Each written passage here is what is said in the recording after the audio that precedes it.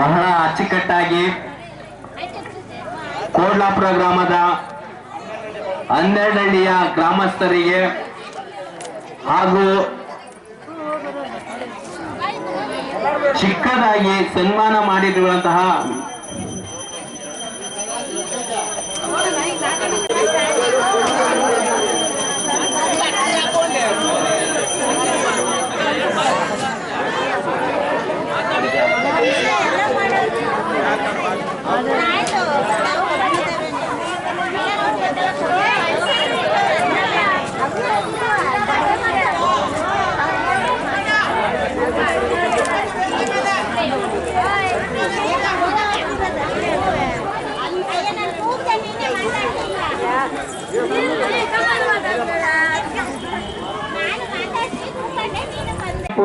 ಗಾಳಿಯಲ್ಲಿ ಮತ್ತು ಗ್ರಾಮದ ಎಲ್ಲ ಸದಸ್ಯರಿಗೂ ಭಕ್ತಾದಿಗಳಿಗೂ ಹಿರಿಯರಿಗೂ ಕಿರಿಯರಿಗೂ ಅಕ್ಕ ತಂಗಿಯರಿಗೂ ಮತ್ತು ಅಣ್ಣ ತಮ್ಮಂದಿರಿಗೂ ಊರಿನ ಮತ್ತೆ 12 ಹಳ್ಳಿಯ ಕೈವಾರಗಳು ಮತ್ತು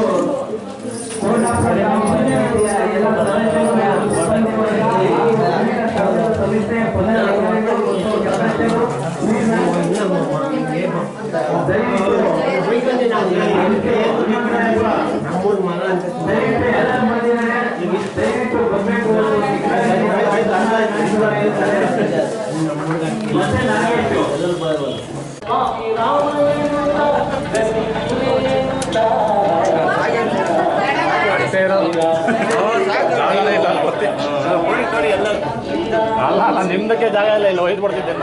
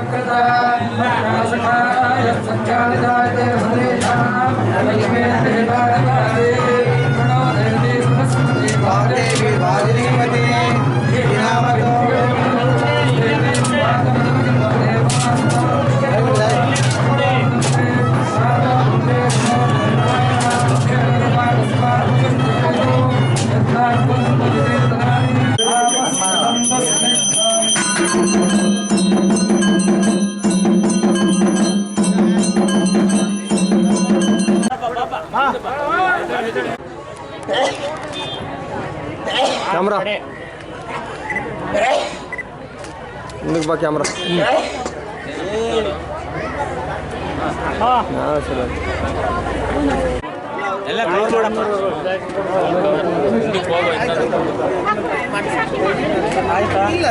ನಿಮಿಷ ತಡಿ ಯಾಕೆ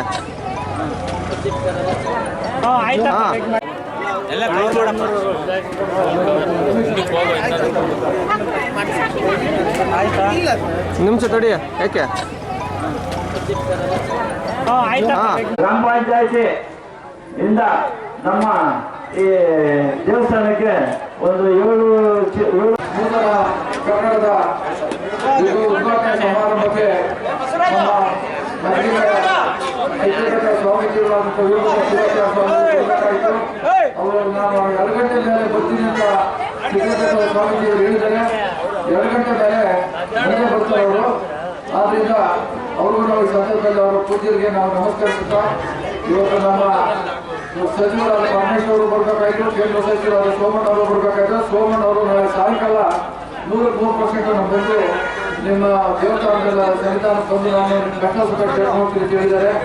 ಅವರು ಈ ಸಂದರ್ಭದಲ್ಲಿ ನಾನು ಸ್ವಾಗತ ಬಯಸ್ತಾ, ಅದೇ ರೀತಿ ಇವತ್ತು ಗ್ರಾಮದ ಎಲ್ಲ ಭಕ್ತರು ನೀವು ಹೇಳಿದ್ದೀರ ಈ ವೇದಿಕೆ ಮೇಲೆ ಗಂಡಿರಲ್ಲದೆ ವೇದಿಕೆ ಮುಂದೆ ಮುಂಭಾಗದಲ್ಲಿ ನೀವು ಎಲ್ಲರೂ ಕೈ ಜೋಡಿಸಿರೋದ್ರಿಂದಲೇ ಈ ಒಂದು ದೊಡ್ಡ ಕ್ಷೇತ್ರವಾಗಿದೆ. ಯಾಕೆಂದ್ರೆ ನೀವೆಲ್ಲ ಭಕ್ತರು ನಾವ್ಯಾರು ಉಂಟೇಶಪ್ಪ ಇರೋಕ್ಕೆ ಸಾಧ್ಯ ಇಲ್ಲ. ಇವತ್ತು ಎಲ್ಲರೂ ನಮ್ಮ ರಾಯಗಾರ ಇರ್ಬೋದು, ಎಲ್ಲರೂ ಇರ್ಬೋದು, ಊರಿನ ಸಂಸ್ಥೆಗಳು, ಪಟೇಲರು ಮತ್ತು ಆಯಗಾರರು ಎಲ್ಲರೂ ಸೇರಿ ಈ ಕಾರ್ಯಕ್ರಮ ಯಶಸ್ವಿ ಮಾಡಿದ್ದೀರ. ನಿಮ್ಮೆಲ್ಲರಿಗೂ ಶ್ರೀ ದುರ್ಗಾಮಾತ ಮಹಾರಾಷ್ಟ್ರ ಮತ್ತು ಎಲ್ಲ ಭಗವಂತ ನಿಮ್ಗೆ ಒಳ್ಳೆಯ ಸಕಾಶ ದೇವಸ್ಥಾನ ಪ್ರಾರ್ಥಿಸ್ತಾ ಇವತ್ತು ಇದೇ ರೀತಿ ದೇವಸ್ಥಾನ ಮಾಡೋದವ್ರಲ್ಲ ದೇವಸ್ಥಾನನ ಅತಿ ಹೆಚ್ಚಾಗಿ ಯಶಸ್ವಿಯಾಗಿ ಇದು ಕಾರ್ಯಕ್ರಮಗಳನ್ನ 45 ದಿವಸ ಮಂದು ಪೂಜೆ ಮಾಡೋದ್ರಿಂದ ಹಿಡಿದು ಈ ದೇವಸ್ಥಾನದಲ್ಲಿ ಪ್ರತಿ ದಿವಸ ಮಂಗಳವಾರ ಶುಕ್ರವಾರ ಈ ಸೇವೆಯ ತಾಯಿಗೆ ಪ್ರತಿನಿತ್ಯ ಪೂಜೆ ಕಾರ್ಯಕ್ರಮ ಯಶಸ್ವಿಯಾಗಿ ಇಟ್ಕೊಂಡವ್ರು ಮಾತ್ರ ನೀವು ದೇವಸ್ಥಾನ ಪ್ರಾರಂಭಿಸೋದಕ್ಕೂ ಸಾರ್ಥಕತೆ ಇಷ್ಟಪಡ್ತಾ ಇವತ್ತು ಊರಲ್ಲಿ ಯಾವುದೇ ಕೆಲಸ ಕಾರ್ಯ ಆಗಬೇಕಾದ್ರೂ ನೀವೆಲ್ಲ ಒಗ್ಗಟ್ಟಿಂದ ಬಹಳ ಚೆನ್ನಾಗಿ ಕಾರ್ಯಕ್ರಮ ಮಾಡ್ಕೊಟ್ಟಿದ್ದೀರ. ಇದು 12 ಒಂದು ಕೇಂದ್ರೀಕೃತವಾದಂಥ ಗ್ರಾಮ. ಇದು 12 ಮಾನತಾಯಿಯ ಒಂದು ಕೇಂದ್ರ ಬಿಂದು. ಇವತ್ತು ಮಾನತಾಯಿ 12 ಸಕಲ ರೈತ ಬಾಂಧವರಿಗೂ ಮತ್ತು ಭಕ್ತಾದಿಗಳಿಗೆಲ್ಲ ಒಳ್ಳೆಯದು ಮಾಡಿದ್ದ ನಾನು ಅವರೆಲ್ಲರೂ ಅವ್ರ ಕಷ್ಟ ಕಾರ್ಯಕ್ರಮಗಳನ್ನು ಮುಗಿಸಿ ಒಳ್ಳೆ ಮಳೆ ಬೆಳೆಯಾಗಿ ರೈತರೆಲ್ಲ ಸಂತೃಪ್ತವಾಗಿರಲಿ, ಜನಜಾನುವಾರುಗಳಿಗೆಲ್ಲ ಒಳ್ಳೆಯದಾಗಿದ್ದ ಈ ಸಂದರ್ಭದಲ್ಲಿ ನಾನು ಶುಭಾವಿತ ಭಗವಂತ ಮತ್ತು ದುರ್ಗಾ ಮಾತಾಯಿ ಮತ್ತು ಭಾರತ ತಾಯಿ ನಿಮ್ಮೆಲ್ಲ ಕುಟುಂಬಗಳನ್ನು ಒಳ್ಳೇದು ಮಾಡಿ ಯಾರ್ಯಾರು ಭಕ್ತರಿಗೆ ಸೇವೆ ಮಾಡಿಕೊಟ್ಟಿರ್ತಕ್ಕಂಥ ನೀವೆಲ್ಲ ನಾವು ಎಲ್ಲ ಸೇರಿಕೊಂಡು ನಾವೇನಿದ್ದೀವಿ ಇದೇ ರೀತಿ ಎಲ್ಲ ದೇವತಾ ಕೆಲಸ ಮುಂದಿನ ಸಹ ಯಶಸ್ವಿಯಾಗಿ ಮಾಡ್ಕೊಂಡು ಹೋಗ್ಬೇಕು. ಇನ್ನ ಕೋಟಾಪುರ ಅಂದ್ರೆ ಮಧ್ಯ ತಾಲೂಕಿಗೆ ಒಂದು ಮಾದರಿಯಾದ ಗ್ರಾಮ ವಹಿಸ್ಕೊಳ್ಬೇಕು ಅಂತ ನಾನು ತಮ್ಮನ್ನ ಸರ್ಕಾರದಿಂದ ಪ್ರಾರ್ಥನೆ. ನಾನು ಯಾವುದೇ ಕೆಲಸ ಕಾರ್ಯಗಳು ಆಗಬೇಕಾದ್ರೂ ಒಗ್ಗಟ್ಟಿನ ನೀವೆಲ್ಲರೂ ಇದ್ರೆ ಏನ್ ಕೆಲಸ ಕಾರ್ಯಗಳು ಬೇಕಾದ್ರೆ ಮಾಡೋದಕ್ಕೆ ಶಕ್ತಿ ಇರ್ತದೆ ನಿಮಗೆ ಅಂತ ಮಾತನ್ನು ಈ ಸಂದರ್ಭದಲ್ಲಿ ಇಷ್ಟಪಟ್ಟು ಇವತ್ತು ಇಲ್ಲಿ ಕರೆಸಿ ಗ್ರಾಮಸ್ಥರು ಇವೆಲ್ಲ ಸೇರಿ ಒಳ್ಳೆ ಬೃಹತ್ ದೊಡ್ಡ ಭಕ್ತಿ ಸಮರ್ಪಣಾ ಕಾರ್ಯಕ್ರಮ ಮಾಡಿದ್ದೀರಾ. ಭಗವಂತ ನಿಮ್ಗೆಲ್ಲರಿಗೂ ಒಳ್ಳೇದು ಮಾಡಿ, ಈ ಗ್ರಾಮಕ್ಕೂ ಒಳ್ಳೇದಾಗಲಿ, ಎಲ್ಲ ಹನ್ನೆರಡರಲ್ಲಿ ಗ್ರಾಮಸ್ಥರು ಒಳ್ಳೇದಾಗಲಿ ಅಂತ ನಾನು ಶುಭಾಶಯ ನಾನು ಮಾತು ಮುಗಿಸ್ತಾ ಇದ್ದೀನಿ. ಜೈ ಜೈ ಕರ್ನಾಟಕ. ಸರ್ವಧರ್ಮಸ್ವರೂಪಿಣಿ ಅವತಾರ ವರಿಷ್ಠಾಯ ಶ್ರೀ ರಾಮಕೃಷ್ಣಾಯ ಮಹಾದೇವ್ಯೈ ಮಹಾದೇವ್ಯೈ ಶಿವಾಯೈ ಸತತಂ ನಮಃ. ನಮಃ ಪ್ರಕೃತೈ ಭದ್ರಾಯೈ ದೇವತಾಃ ಪರತಾಸ್ತಾಂ. ಸರ್ವಮಂಗಳಮಾಂಗಲ್ಯೆ ಶಿವೇ ಸರ್ವಾರ್ಥಸಾಧಿಕೆ ಶರಣ್ಯೇ ತ್ರ್ಯಂಬಕೆ ದೇವಿ ನಾರಾಯಣಿ ನಮೋಸ್ತು. ಕೊಲ್ಲಾಪುರದ ಆರಾಧ್ಯ ದೇವತೆ ದುರ್ಗಮ್ಮ ದೇವಿಯವರ ಸ್ಥಿರಬಿಂಬ ಪ್ರತಿಷ್ಠಾಪನೆ ಮತ್ತು ನೂತನ ಗೋಪುರ ಕಳಶ ಪ್ರತಿಷ್ಠಾಪನೆ ಮತ್ತು ದೇವಸ್ಥಾನದ ಉದ್ಘಾಟನಾ ಕಾರ್ಯಕ್ರಮ ಈ ದಿವಸ ನಿಮ್ಮಲ್ಲಿ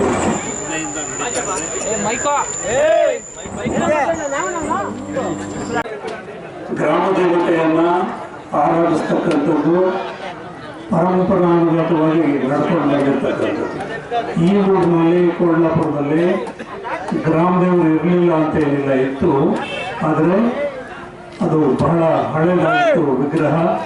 ಹಾಗಾಗಿ ಹೊಸದಾಗಿ ತುಂಬ ಚೆನ್ನಾಗಿದೆ ವಿಗ್ರಹ.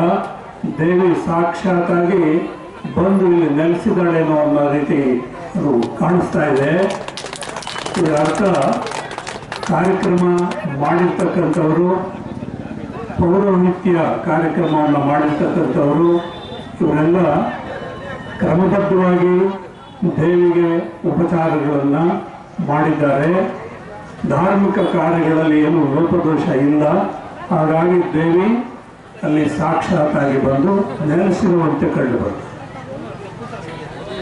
ಈ ಗ್ರಾಮ ದೇವತೆಯ ಆರಾಧನೆ ಸಾಮಾನ್ಯವಾಗಿ ಜನ ಮಾಡೋದು ಬಲಿ ಕೊಟ್ಟು, ಬಲಿ ಮೇಕೆ ಕುರಿ ಕೋಳಿ ಬಲಿ ಕೊಟ್ಟು ಮಾಡ್ತಾರೆ. ಈ ಕಾರ್ಯಕ್ರಮದಲ್ಲಿ ಇದರಲ್ಲೇ ಇದೆ, ಅಕ್ಕಿನೇ ನೆನೆಸ್ಬಿಟ್ಟು ಅದಕ್ಕೆ ಅರಿಶಿನ ಹಾಕಿ ಬಲಿಹರಣ ಅಂತ ಮಾಡ್ತಾರೆ. ಗ್ರಾಮ ದೇವರಿಗೆ ಬಲಿ ಬೇಕು ಅಂತ ಗ್ರಾಮ ದೇವರು ಏನು ಕೇಳೋದು, ನಾವು ಬಲಿ ಕೊಡ್ತೀವಿ. ಬಲಿಸ್ಥಾನ ಮಾಡ್ಕೊಳ್ಳೋಕ್ಕೋಸ್ಕರ ಗ್ರಾಮ ದೇವತೆ ಅಲ್ಲ. ಗ್ರಾಮ ದೇವತೆ ಇರೋದು ಗ್ರಾಮ ಕ್ಷೇಮಕ್ಕಾಗಿ, ಗ್ರಾಮದ ಜನರ ಆರೋಗ್ಯ ರಕ್ಷಣೆಗಾಗಿ, ಗ್ರಾಮದ ಸರ್ವಾಂಗೀಣ ಉನ್ನತಿಗೋಸ್ಕರ ಗ್ರಾಮ ದೇವತೆಯನ್ನು ಆರಾಧನೆ ಮಾಡೋದು. ಕೊಲ್ಲಾಪುರದಲ್ಲಿ ಹೆಸರೇ ಇದೆ ಕೊಲ್ಲಾಪುರ ಅಂತ. ಇದಕ್ಕೆ ಏನು ಕೋಡು ಅನ್ನೋದಂದರೆ, ಈ ಊರಲ್ಲಿ ಈ ಭಾಗದಲ್ಲಿ ಒಂದು ಕಾಲೇಜು, ಒಂದು ಹೈಸ್ಕೂಲೇ ಇರಲಿಲ್ಲ. ಯಾರೋ ಪುಣ್ಯಾತ್ಮರು ಈ ಗ್ರಾಮದ ಮುಖ್ಯಸ್ಥರು ಆಗಿನ ಕಾಲದಲ್ಲಿ ಪ್ರಯತ್ನ ಮಾಡೋದಕ್ಕೆ ಅಂದಿನ ಶಿಕ್ಷಣ ಮಂತ್ರಿ SR ಕಂಠಿಯವರು ದೊಡ್ಡ ಹೆಸರು ಅವರು ಶಿಕ್ಷಣ ಕ್ಷೇತ್ರದಲ್ಲಿ. ಅಂಥ ಮಹನೀಯರು ಈ ಊರಿಗೆ ಭೇಟಿ ನೀಡಿ ಈ ಊರಲ್ಲಿ ಹೈಸ್ಕೂಲ್ ಪ್ರಾರಂಭ ಮಾಡಿದಂಥ ಊರು.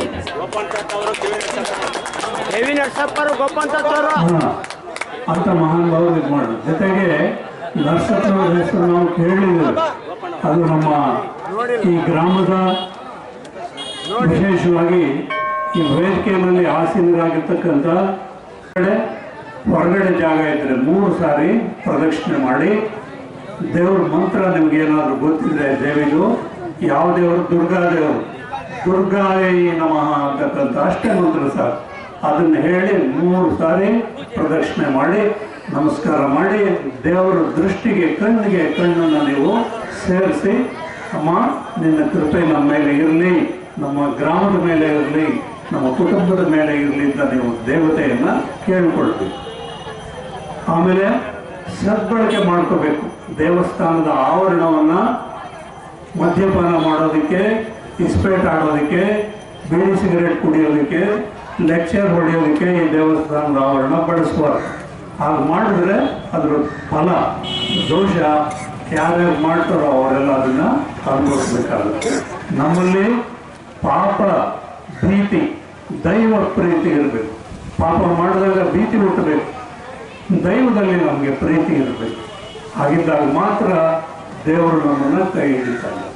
ನಾವು ನಮ್ಮಲ್ಲಿ ಶಕ್ತಿ ಇದೆ ಅಂತೇಳಿ, ಚೈತನ್ಯ ಇದೆ ಅಂತೇಳಿ ನಮ್ಮ ಮನಸ್ಸು